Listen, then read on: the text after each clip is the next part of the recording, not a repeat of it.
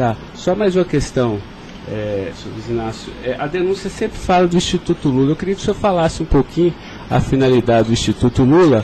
Eu tirei pelo site a missão, me parece que o senhor desenvolve projetos na África também, né, com finalidade de erradicação da extrema pobreza, da fome, acesso à educação, promoção da igualdade, mas também é um local que o senhor também chama as pessoas para discutir política. Delcídio falou que o senhor o convidou para ir lá quando era líder do governo.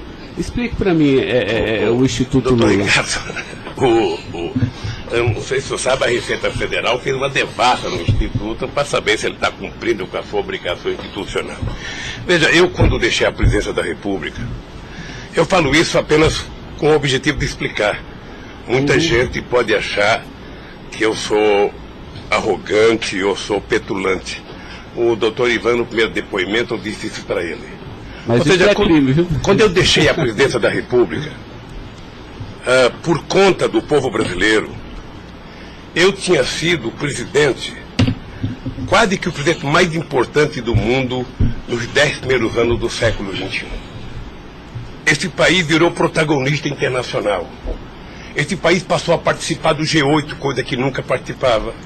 Esse país ajudou a construir o G20. Esse país participava do BRICS com muita importância. Esse país participava do IBAS entre Brasil, África do Sul e Índia. Esse Brasil criou a Unasul, criou a CELAC, onde pela primeira vez a gente fazia uma reunião da América Latina sem participação dos Estados americanos. Esse país não deixou a ALC entrar aqui. Esse país construiu o Conselho Nacional de Defesa para se contrapor à 4ª Frota Americana, depois que nós conseguimos o pré-sal, que eles reinauguraram a 4ª Frota. Nós criamos o Conselho de Defesa. Então, nós fizemos a maior política de inclusão social da história desse país. 36 milhões de pessoas saíram da extrema pobreza e 40 milhões ascenderam à classe média. Isso é uma Argentina, isso é uma Colômbia. A bancarização do povo pobre foi com 70 milhões de pessoas entraram no sistema financeiro. É uma Colômbia e uma Argentina junto. Tudo isso em 12 anos. Olha, eu saí da presidência e eu queria fazer com que a América Latina e a África adotassem as políticas públicas que nós adotamos no Brasil. O programa Luz para Todos. O programa PA, que era a compra de alimento para o pequeno produtor. O Minha Casa Minha Vida. O Bolsa Família.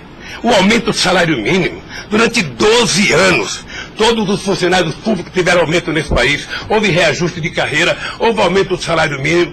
Aumentamos as exportações, aumentamos o mercado interno, numa demonstração de que o pobre não era problema. O pobre era a solução. Então, eu gostava de ir para a África para dizer para os presidentes. Uma vez até fiquei com medo de Angola. Porque eu, depois da minha palestra, eu me dei conta da quantidade de general que tinha lá dentro. E eu falei o seguinte, é preciso diminuir o dinheiro das Forças Armadas e colocar dinheiro para os pobres. Porque o pobre não entra no orçamento. O Poder Judiciário entra, quer ter poder de pressão. Os sindicatos organizados entram. Sabe? Todo mundo entra, o pobre não entra. O pobre está lá desgraçado, abandonado, ninguém olha por ele. Agora, coloque ele no orçamento. Deixa ele começar a ir no shopping. Deixa ele começar a comprar carne, comprar iogurte, comprar meia, comprar sapato. Nesse país ficava incomodado porque pobre comprava dentadura com o dinheiro que a gente dava do Bolsa Família. E eu queria ensinar isso, eu queria ensinar as pessoas a compreenderem que o pobre no Brasil e no mundo seria a solução se a gente desse a ele o mínimo necessário. Foi por isso que eu não quis criar uma ONG. Criei um instituto para poder viajar o mundo tentando mostrar o exemplo do que esse país fez em tão pouco tempo. Mas o que Delcídio, porque ele disse aqui que algumas vezes o senhor chamou ele lá. Em que ele se encaixa aí? É que eu não sabia, doutor. Porque assim, realmente, eu entendi, a política está de acordo com o estatuto aqui do Instituto Lula, mas assim, por que o senhor chamou ele lá? Ele falou assim, muitas vezes o presidente Lula, e de vez em quando eu ia com cortesia também. Deixa eu lhe falar, ele foi muitas vezes conversar comigo, ele era líder do governo. Como outros senadores foram conversar comigo. Cada vez que o Delcide ia no hospital sírio-libanês fazer um check-up ou uma consulta, ele falava: presidente, eu estou aqui no Sírio, eu posso passar aí? Passa, meu filho. Mas o senhor não tratava dessas questões do Instituto? Discutia desde Flamengo a Vasco da Gama, Corinthians, Palmeiras, porque quando duas pessoas se encontram, conversa-se tudo. Mas não era política institucional do Instituto, isso que eu estou perguntando. Não era política institucional do Instituto, é que eu talvez tenha cometido um erro, sabe, que eu deveria ter alugado uma sede do lado, e quando eu discutisse o Instituto, ficava numa cadeira, quando eu discutia outra coisa, mudava para outra cadeira. Eu achei desnecessário. Eu achei que a civilização não exigiria essa burocracia toda, porque isso é uma coisa de burocracia. Eu sou o mesmo ser humano, eu sou presidente de honra do PT, eu sou ex-presidente da República, eu era presidente de honra do Instituto, eu não decidi as coisas pelo Instituto, o Instituto tem uma diretoria, eu apenas estava lá, eu era a figurinha carimbada do Instituto, era para ele fazer merchandising. Aqui o Lula, vai conversar com o Bill Clinton, fala com o Lula, vai conversar com o Tony Blair, fala com o Lula, vai conversar com o Chirac, fala com o Lula, vai conversar com o Angela Merkel, fala com o Lula. Sabe, eu tive o prazer, doutor Cláudio, de ser o ex-presidente da República, que em todas as viagens do mundo que eu fiz, depois de deixar a presidência, era recebido pelos presidentes. Esse era o status quo do Brasil. Hoje nós estamos numa situação em que o presidente não tem coragem de ir na Bolívia. Então o país, que era um motivo de orgulho, virou um motivo da tristeza. Pela pequenez que esse país tomou dimensão nos últimos anos. Não, eu não estou emitindo nenhum juízo de valor, mas assim, o que eu quero saber é o seguinte: o senhor também chamava pessoas como o líder do Delcide para conversar sobre outros assuntos. Chamava dirigente sindical, chamava gente do LGBT, chamava negro, chamava índio, chamava todo mundo. Isso. Ali, eu vou dizer uma coisa, sabe qual é o apelido do Instituto? Sabe? Não sei, nunca fui. Posto Ipiranga. Sabe? Lamentavelmente é assim. Mas não é por causa do Instituto, é por causa do personagem. Sabe? Então todo mundo fala: tem problema em tal lugar? Posto Ipiranga. Tem problema em tal lugar? Posto Ipiranga. E sabe que eu tenho orgulho disso. Eu tenho muito orgulho de fazer 36 anos que eu deixei o movimento sindical e ainda sou amigo de todos os sindicalistas, de todas as correntes, da Força Sindical à CUT. Sou amigo de todos os partidos políticos. Sabe? Então, se isso é um pecado, se isso é um erro jurídico, se isso incomoda o Ministério Público, a Polícia Federal, sei lá quem, sabe, eu vou alugar uma salinha na porta e sento lá e atendo e vou deixar em paz, porque não é possível. Sabe? Não é possível, sinceramente, doutor, sinceramente, eu quero lhe agradecer a oportunidade de vir prestar esse depoimento. Eu estou com muita coisa na garganta para falar. Eu estou cansado de ver procurador dizer que não precisa de prova, que ele tem convicção. De juiz dizer: eu não preciso de prova, eu tenho fé, vou voltar com fé.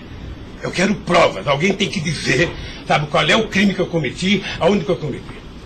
Chamar o PT de organização criminosa, se dependesse de mim, cada deputado do PT, cada vereador do PT, cada militante, abrir um processo para quem dizer provar qual é a quadrilha. Porque eu estou cansado, doutor. 71 anos de vida, eu cansei. Cansei de ver, sabe, as instituições que eu ajudei a criar desde a Constituinte, para valorizá-las, desprestigiadas por comportamento pessoal. Gente que agora, gente que não pode abrir a geladeira, que vê uma luz, já começa a dar declaração. Gente que liga o barbeador, começa a falar achando que é o microfone do rádio. Eu cansei disso. Eu sempre valorizei o Ministério Público. Eu sempre valorizei a Polícia Federal. E sempre valorizei o Poder Judiciário. Os ministros podem lhe dizer. Eu indiquei quase todos. Nunca pedi para eles um favor pessoal. E não peço. Porque a instituição tem que ser forte, não para me ajudar, para garantir a democracia desse país. Lamentavelmente, tem pessoas que não pensam assim. Eu, quando vejo um jovem procurador ir para a televisão falar 1h30 e depois dizer: não me peçam provas, eu tenho convicção, não dá, doutor. Não dá para aceitar isso como uma coisa séria nesse país que está jogando a cada vez mais a oportunidade de se transformar num país grande. Nós quase chegamos a ser a 5ª economia mundial. Quase chegamos. Por mediocridade não chegamos. Então eu lamento profundamente eu gostaria que meu depoimento fosse tudo numa semana só. Tá? Para mim poder desvendar os mistérios todos. E acabar com essa hipocrisia. Fulano vai prestar depoimento, fulano vai delatar, fulano vai não ter das contas, fulano, e o Lula vai ser citado. Quem sabe está na hora de chamar o dono da Globo, da Record, da Bandeirantes para prestar depoimento para ver se eles me delatam. Porque o que eles dizem que vão me delatar, eu duvido que tenham coragem de me delatar, porque não tem nenhuma prova e nunca conversaram comigo sobre qualquer crime. Doutor, eu aprendi a andar de cabeça erguida. E sabe que custa muito. Para quem nasce na elite, não precisa nada.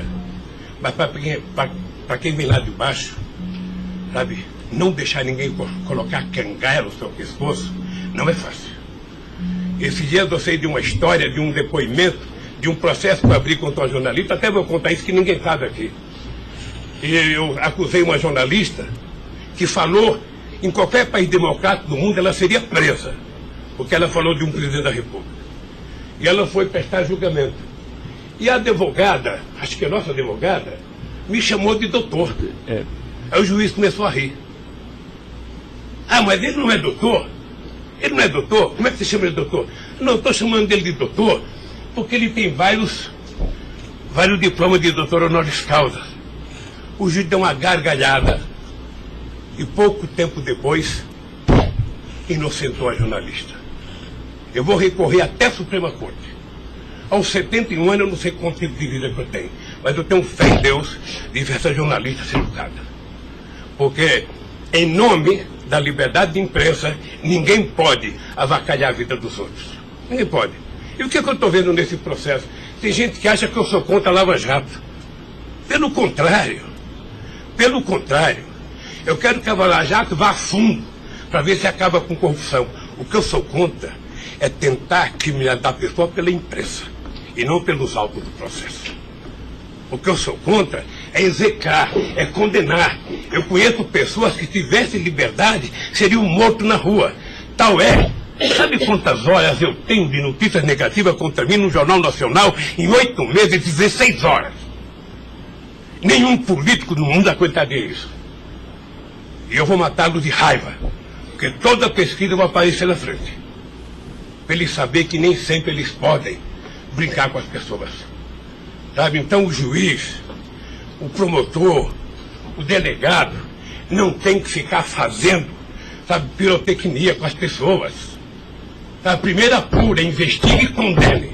Quando condenar, bote na cadeia. E acabou. Sabe, não é tirando fotografia de criança, mostrando casa, mostrando não sei das quantas, inventando mentiras, inventando ilações. Então, quero lhe dizer que o senhor está diante de um homem que está disposto a prestar tantos quanto depoimentos for necessário. E quero que todo mundo saiba, se tem um brasileiro que quer a verdade nesse país, sou eu. E não me venham com mentiras ou com ilações. Porque um cidadão que nasce no Nordeste e não morre de fome até os 5 anos de idade, não tem medo de cara feia.